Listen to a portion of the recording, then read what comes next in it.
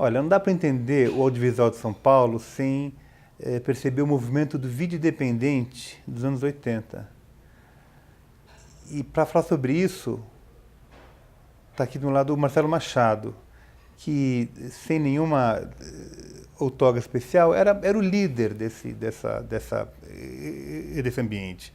Trabalhava, integrava o grupo Olhar Eletrônico, mas fazia um esforço enorme em congregar os produtores e outros artistas, né, numa forma de comunhão. E isso era uma atitude muito diferente do que o pouco que eu percebia no pessoal de cinema, que era uma outra turma, uma outra atitude, né?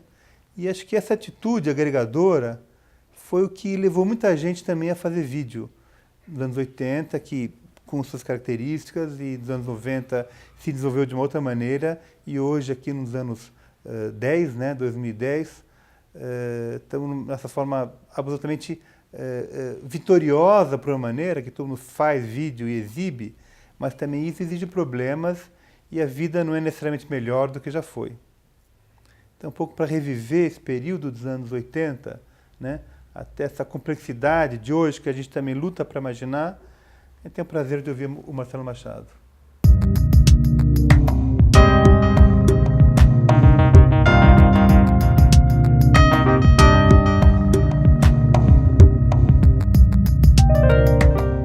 Sabe que nós na universidade, na TV universitária, não na PUC, em todo o Brasil, somos cobrados, né? Mas cadê a criatividade, cadê a inventividade, cadê a transgressão um pouco também, né?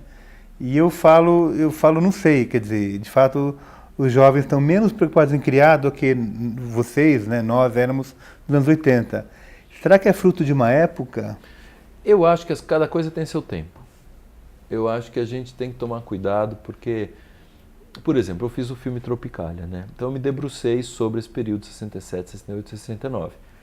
O que eu acho sensacional é que aqueles caras viveram o tempo deles e fizeram aquilo dentro daquele contexto sociopolítico que é ali, né, o início da ditadura militar. E a reação que eles têm, o aproveitamento que existe, a incorporação das novas técnicas, tecnologias, né, a guitarra elétrica, a televisão, mas ao mesmo tempo a repressão começando a acontecer, a contestação, então existe essa ousadia e tal.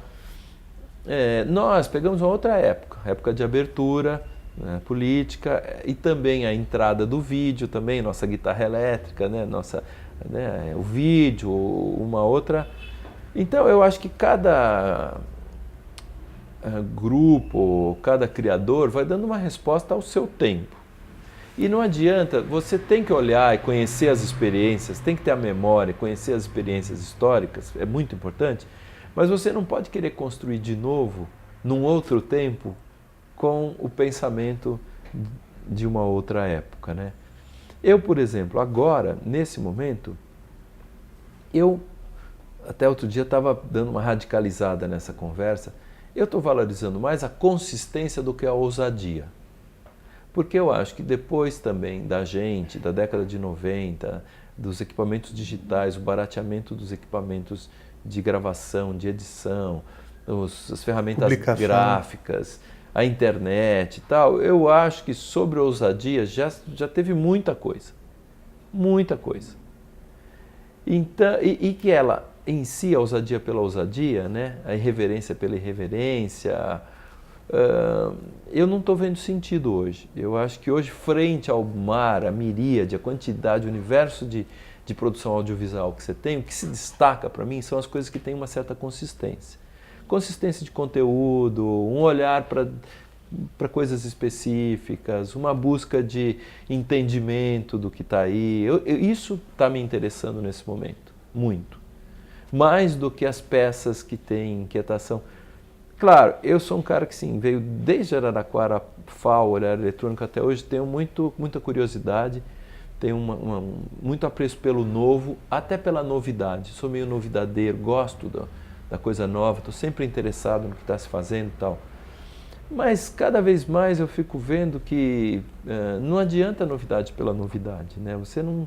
A ousadia pela ousadia, a experimentação pela experimentação, acho que tem que ter uma busca de uma certa consistência, né?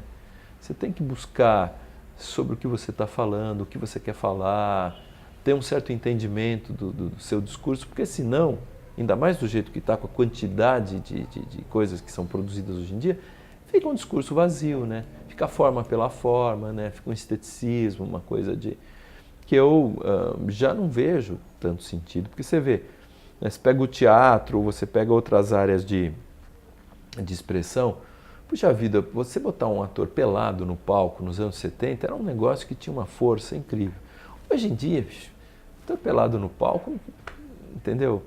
Então, quer dizer, você pode se valer do nu e usar como força de expressão e como, enfim, se ter aquele, né, a presença do homem, da mulher, no seu estado mais natural ali, pode ser usado, é um recurso mas não é mais uma ousadia, você não choca mais ninguém fazendo isso, né? Então, se você tira a roupa de um ator hoje, você tem que saber porque você está tirando, né? Porque tirar não faz sentido, né? Se você inverte a câmera, se uma pessoa está de ponta cabeça, você tem que saber porque você está. É um recurso interessante, mas tem que saber porque você está botando a pessoa de ponta cabeça. Então, para mim, depois de muita experimentação, e a gente vem, o século passado, né, se você for ver o começo do século XX, ele começa com muita experimentação, muita busca, né? Eu reduzo tudo isso sobre o moderno, né, que é uma coisa que eu tento não usar, nunca falar que uma coisa de hoje é moderna, eu falo contemporâneo. Porque para mim moderno é uma coisa historicamente datada, que é toda a busca do desenho do mundo novo no começo do século XX. Vamos redesenhar esse mundo. Arquitetura, na moda, no cinema, toda coisa moderna, né? Na indústria, né? Moderna é muito presente. Então, mas quanto se tentou, né, inovar frente a novas tecnologias, quanto se fez no século passado, né? Nesse momento, não sei, não fico achando que a coisa está numa certa busca de consistência, de entendimento, né? O grande esforço que tem que ser feito é um esforço de entendimento, né? Porque as coisas estão um pouco confusas, né? A gente vive várias confusões, né? Assim, no mundo, no Brasil, né? Quero crer que nas pessoas também, individualmente, deve ficar, eu vejo, né? O pessoal mais jovem, é difícil se posicionar frente a esse mundo que está aí, né? Você se posicionar como profissional ou como tudo, né? Sua opção sexual, né? Sua opção política. Acho bastante complexo, assim. Então, acho que, para mim, salta aos olhos hoje, não a forma irreverente, nova, ousada. Salta aos olhos as coisas que têm uma espécie de consistência, assim, de conceito, que sabem do que estão falando e tal. Isso é, para mim, a grande ousadia desse momento, né? Então, e de onde virá essa consistência? Exercício sobre o futuro? Não, de si mesmo, por exemplo. Onde é que está a consistência? O documentário brasileiro hoje é muito baseado na primeira pessoa. Eu vivi, o meu tio, o meu... Que é um recurso válido, minha né? Tia, é um recurso válido. É um recurso bacana. Mas também amarra os documentários às suas biografias, né, do autor. Como é que a gente fala das coisas do mundo, das ideias a serem partilhadas? Lendo, as pessoas se encontram muito pouco, eu acho pelo menos, conversam muito pouco, né? Então, de onde pode vir essa consistência para fazer obras? Olha, ela vem do esforço de cada um que se dedica ao entendimento, ao esclarecimento. Então, cada um soma um grãozinho nesse areal, sabe? Ela vai vir de todas as... porque... Mas alguém vai fazer um filme. Bom, várias pessoas farão vários filmes, né? Que vão trazer esclarecimentos, entendimentos, ou mesmo negações, mas negações contundentes, né, das coisas que estão aí. Eu fui ver um filme ontem. Eu fui ver o filme sobre as manifestações de junho de 2013. E eu gostei muito, porque é um esforço assim de um grupo, de muitas câmeras que olham para as manifestações, depois uma tentativa de entendimento através de entrevistas, né, com jornalistas principalmente, ou com pessoas que participaram das manifestações. E ele é um filme, as manifestações foram ano passado, em junho, e ele está sendo lançado essa semana em junho, um ano depois. Então você tem um longa-metragem documental sobre um episódio que está acontecendo ainda, porque na verdade ele está sendo lançado agora, antes da Copa, onde ainda se ameaça novas manifestações, e o Brasil vive uma espécie de insatisfação, né? No mínimo dizer que existe uma grande insatisfação generalizada, assim, com os mais diferentes aspectos: saúde, educação, segurança, mesmo governo, parlamento, representação e tal. Então, eles fizeram esse filme, então é incrível que se faça isso. Um filme que vai ser lançado em salas e no iTunes ou na internet, então vai estar disponível aí. Eu vi o filme ontem e, primeiro, acho que tem esse mérito, fiquei muito feliz de ver. Porém, um filme muito cortado. É um filme onde eu gostaria que algumas pessoas tivessem falado um pouco mais. Porque ele tem um certo afastamento com o que aconteceu, mas ele também é um pouco confuso, porque, às vezes, querendo dar voz a muitas versões, a muitas cabeças, a muitas ideias, ele acaba ficando um pouco confuso. Foi minha sensação saindo da sala ontem. Mas sensacional que tenha sido feito, né? Sensacional que o João Weiner, o diretor, tenha se dedicado a isso, que tenha conseguido unir um grupo tão grande de pessoas gravando, todas para botar material ali. Você vê Brasília, você vê quase todas as capitais, você vê Porto Alegre, você vê manifestação no centro, mas na periferia de São Paulo e tal. Então, eu acho que ele ajuda a trazer esclarecimento. Ele está fazendo um esforço de entendimento e trazendo esclarecimento, né? Eu acho que ele é um grão de areia, né? Agora, tem muitas outras coisas interessantes sendo feitas, né? Então, ali no filme tem uma coisa interessante também. Está lá o Bruno Torturra, né? Mídia Ninja, que vai aí vir com uma coisa nova, que eu não sei ainda o que é, mas ele já falou o nome, o Fluxo, e que estão falando em live streaming cada vez mais, em eventos transmitidos com ferramentas como celular, para que estejam, como esse programa ou esse documentário, ou isso que nós estamos fazendo aqui, que essa entrevista, que em tese não vai ter corte, né, que vai para a internet, uma conversa minha com você integral, né, onde as pessoas podem perceber um pouco melhor como eu penso, porque me ouvem falando assim sem parar, mas de uma forma contínua, integral. Acho que essas coisas também vão ajudar a uma espécie de entendimento e de esclarecimento, né, frente ao que nós conhecemos e ao que a gente fez na década de 80, que é o produto audiovisual muito manipulado, muito cortado, muito mexido, muito, né? E aí você manipula a palavra manipulação, você pode usar ela em todas as direções, né? Quanto a gente acusou a Rede Globo, né, de manipular a informação, né? E depois a gente parava para estudar e falava, pô, mas o que a gente faz não é, em essência, manipular, né? Você não manipulou a minha agenda, né? E veio aqui e me manipulou a sentar aqui para ser manipulado a conversar sobre a década de 80. Quer dizer, são uma série de seleções que, em tese, não precisa... É bom que a gente fique atento de que manipular não é em si um mal, né? É tomar decisões, é fazer opções, é selecionar coisas. Mesmo não cortado, eu estou aqui manipulado, né, por você, nessa conversa e tal. Então, acho que a gente tem muitas condições de esclarecimento agora através essas outras posturas, né, como essa nossa conversa aqui, ou como as transmissões diretas em live streaming que um Mídia Ninja ou qualquer outra televisão espontânea, internética, não sei como chamar, né? Lembra quando a gente falou na década de 80 de TV pirata, né? Parece ingênuo, né, a noção de TV pirata. Hoje você faz uma TV, você faz live streaming na internet com seu celular e o potencial que isso tem, né, é muito grande.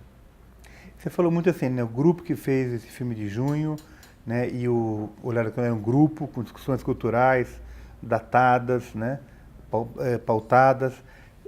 Espírito de grupo ajuda a gerar um pensamento, né? Agora, bom, né? eu tenho a impressão que não existe mais esse grupo, existe um pouco em alguma sala de aula. Não, os grupos estão aí, sim. O espírito de grupo está presente. Quantos coletivos a gente tem? A ideia do coletivo está muito forte, né? Faça algumas entrevistas lá no centro da cidade, com as pessoas que estão lá ocupando os espaços novos. E você vai encontrar vários grupos, vários coletivos, ou mesmo, se você pegar as pessoas que estão saindo das faculdades de comunicação, de arquitetura, estão se organizando basicamente em olhares eletrônicos, em grupos, em comunidades, em coletivos. E o potencial disso é muito grande. Por quê? Porque uma andorinha só não faz o verão, né? Você realmente tem uma troca. Hoje eu atuo isolado. Isolado não, estou conversando com várias pessoas, mas eu atuo aqui nesse espaço que você está vendo aqui, a partir do meu escritório. A Giovana me ajuda. Estamos aqui tentando algumas articulações de colaboração com outras pessoas. Nada é muito sozinho, tudo é colaborativo. Mas eu estou atuando mais assim, a partir daqui, sozinho. Eu sinto muita falta da conversa, do diálogo. Eu acho que o diálogo é fundamental, é enriquecedor. Ninguém é tão genial assim. Ninguém sabe tanto tudo. Né? Todo mundo precisa da conversa, da troca, precisa aprender com o outro, precisa saber, né, ensinar e aprender ao mesmo tempo. Isso é fundamental. Né? E os coletivos permitem esse tipo de coisa. Agora, nos coletivos também não se iludam. Tem um momento nos coletivos que o Fernando Meirelles desponta, entendeu? Que alguma pessoa assume a liderança, que... Então, é aquela coisa, depois que o Fernando fez Cidade de Deus, ficou famoso, quantas vezes já eu não fui chamado para responder por coisas que eu não fiz, que são feitas por ele, eu fui chamado até de Fernando, ou mesmo coisas que eu fiz não foram me dados créditos, foram creditados a ele, porque parece que ele que fez tudo lá no Olhar, que ficou mais famoso e tal. Ele em si não tem esse espírito, ele não tem essa vontade de eclipsar ou fazer sombra nos outros.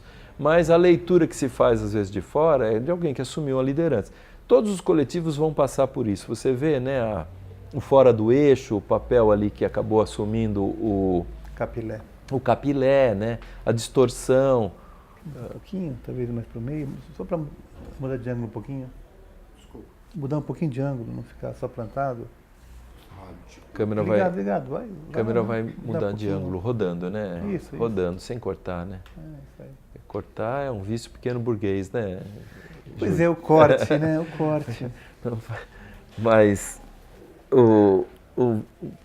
fora do eixo, aí é um coletivo, geracional. Aí de repente as pessoas identificam a liderança de um cara, que é mesmo, é um líder, mas também cria uma distorção, aí ele passa a ser a expectativa de que ele responda pelo grupo como um todo, aí ele responde, mas às vezes não é o que o grupo todo pensa. Então, assim, a dinâmica dos coletivos, eu acho que ela é fundamental, ela foi para o olhar eletrônico, ela está sendo hoje muito importante para um monte de gente. É claro que ela também tem limites, né, tem um momento que aquilo... Mas eu diria que ir por esse caminho do coletivo, no começo, é fundamental, é muito importante. Talvez seja um caminho etário, né? Na juventude, saindo da faculdade, o grupo. Do grupo se destaca as pessoas, cada um com uma direção. Isso. E viram cada uma empresas ou empreendedores, né, de uma forma geral. Então, talvez, de fato, o coletivo aconteça, mas não na nossa geração mais. Não, a conversa aconteça... Nós estamos mais velhos, né? Eu, particularmente, eu sinto o seguinte... Eu continuo com vários projetos, atuando, estou vivo, estou trabalhando. Enquanto estiver vivo, quero estar trabalhando. Eu acho que eu tenho que ter clareza que o meu tipo de colaboração agora é diferente do que eu dei nos anos 80. Eu não posso me iludir com a minha idade ou com o meu ponto de... a visão que eu tenho das coisas agora, o ponto de maturidade que eu tenho, etc. Então, acho que você tem que atuar de outra forma, né?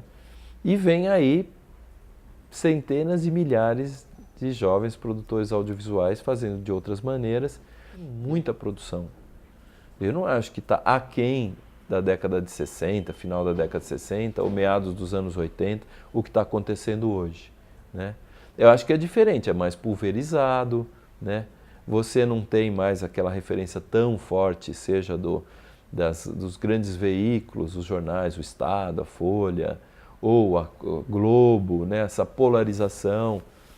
Eu acho que isso vai se refletir, te diria até que, para mim, a minha visão de geopolítica é de que a Guerra Fria, a polarização do mundo entre, seja a União Soviética e os Estados Unidos, coisas desse tipo, também vai caminhar para uma história de vários pontos. A China vai ocupar um papel, né? A Europa vai passar a ter um outro, os Estados Unidos já não vai ter o mesmo, nós vamos ter uma liderança, estamos tendo aqui na América Latina. Então vai ter, né? Então o momento é de pulverização, de você ter uma coisa que é mais distribuída, com vários centros de opinião e de pensamento. Era muito mais fácil identificar na década de 80 ou até na década de 60, né, esses momentos, essas lideranças ou experiências como a do Olhar ou dos tropicalistas ou o que quer que você vá considerar aqui.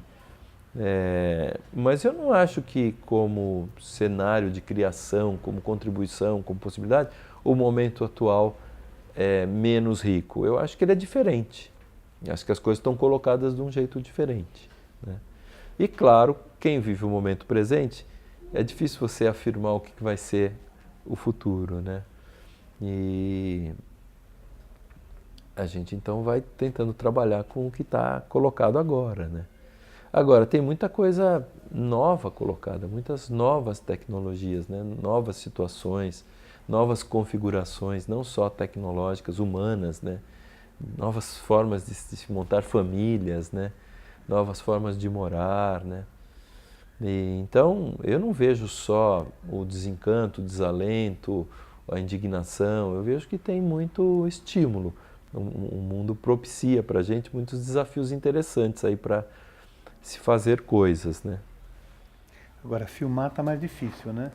Autorizações, uso de música, está tecnologicamente muito fácil, as câmeras estão aí no seu bolso, mas filmar, ter algo sustentável, legal, publicar e discutir uma ideia, exige hoje uma estrutura profissional, não pela técnica, pelos procedimentos, que antes não... Era muito mais aquele fazer livre e ir fazendo.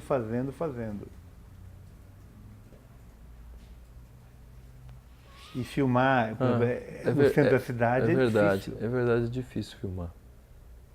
Apesar da câmera estar aí disponível, fita, chip não custa nada, edição edita em casa, no computador, fazer uma obra que você possa mostrar, né? Que você possa, eu tenho sentido mais dificuldade. Mais difícil. Fico esperando que não. Fico torcendo para que não. Fico tentando buscar as maneiras de que isso não seja tão difícil. Para mim é difícil negar você, porque, por exemplo, eu estou num semestre absolutamente interno aqui nesse lugar. Pouca produção, estou com muito desenvolvimento, preparando, pensando as formas de vender, de colocar as coisas. Então seria uma mentira eu dizer para você que está fácil, que está difícil. Está difícil. Também estou fazendo menos. Como eu estou preocupado com a consistência, espero que fazer menos me leve a fazer melhor. Já não está mais na época de eu ficar... Está na época de eu saber bem o que eu tenho que fazer, né? Para mim. Então, tento não desanimar, olhar para o que eu estou fazendo aqui internamente como uma necessidade para esse momento. Fico pensando até se todo mundo estivesse fazendo com a facilidade que a gente fazia, com o volume que a gente fazia na década de 80, se a gente não ia estar mais zonzo do que a gente já está. Eu não dou conta, não sei se você dá conta, eu não dou. Eu estou com uma pilha de livros, eu tenho sempre mais links e coisas para ver na internet do que eu dou conta. Eu saio, vou ver os filmes, mas sempre tem mais filmes. Hoje tem mais filmes. Eu tenho priorizado sempre o cinema nacional e os documentários, e tem muito mais filmes nacionais e documentários que eu consigo ver. Então, produção está tendo, né? Está mais difícil? Tá. Mas não é por isso que está se fazendo menos, está se fazendo mais. Então, talvez a gente esteja no momento de que a gente está tentando dar uma organizada e uma regrada nas relações e está errando um pouco. Porque está burocratizando, porque está atendendo para leis que são impeditivas, né? Proibitivas, questões dos direitos, né? Os direitos das imagens de terceiros, os direitos autorais, conexos, está transformando tudo isso numa burocracia infernal de contratos, de pagamentos, de autorizações. Mas quero crer que a gente vai ter que achar um jeito de driblar isso, de estabelecer novas regras, novas formas de regulação, a gente vai ter que. E acho que se também não achar, vai ter o tempo todo alguém desobedecendo essa ordem e tentando uma outra coisa, assim. Mas o nosso papel, eu acho, meu, seu, é trabalhar pelo estabelecimento dessas regras e que elas não sejam tão rígidas e que a gente permita as pessoas fazer filmes, né, que a gente ache formas da produção audiovisual acontecer de uma forma um pouco mais solta, né, mais livre, né. Agora é um assunto, esse é um outro assunto, esse seria uma entrevista inteira e eu não sei se eu estaria tão bem preparado para responder. Eu estou me sentindo, precisando estudar, sabe, sobre isso, aprender umas coisas aí. Estou lendo o livro do Paulo César Soares. Do Roberto Carlos. Espera aí, pega aqui para mim. As dificuldades em fazer a biografia do Roberto Estou lendo Carlos. o livro do Paulo César de Araújo, né? Sobre o réu e o rei, sobre isso, sobre o cara que fez a biografia do Roberto Carlos e foi censurado pelo Roberto. E agora faz um novo livro sobre ele, o Roberto Carlos. E eu estou achando incrível, entendeu? Que esse cara tenha tido esse livro de 15 anos de pesquisa proibido e depois ache um jeito de fazer um outro livro que não está sendo proibido. Acho incrível que a Companhia das Letras tenha colocado esse livro, parece que foram 30 mil exemplares que foram distribuídos para o Brasil sem campanha de divulgação, para evitar um possível... Esse livro foi direto para as livrarias e é uma história sobre isso que a gente está conversando aqui agora. Isso aí que eu estou querendo um pouco entender. Acho que esse é um grande assunto, assim, acho que esse é o assunto nesse momento. É impressionante como eu me sinto despreparado, sabe? Como me falta informação sobre como é isso no mundo, quem está regrando essas relações de uma forma correta. E aí você vê que eu sou o brasileiro, né? Aquele cara que às vezes fala assim, lá fora não é assim, lá fora pode, porque aqui não vai. Eu não sei direito como é lá fora, entendeu? Fiz um filme Tropical que a gente autorizou tudo, conseguiu direitos de todo mundo. E quando terminou o filme eu pensei, puxa vida, como a gente exatamente, eu sei como a gente fez, mas como é que a gente reproduz esse modelo para fazer outros, né? Porque a gente foi pelo caminho mais careta, vamos dizer, de advogados, um por um, com pagamentos, com contratos, com longas discussões, super cansativo, mas a gente fez isso.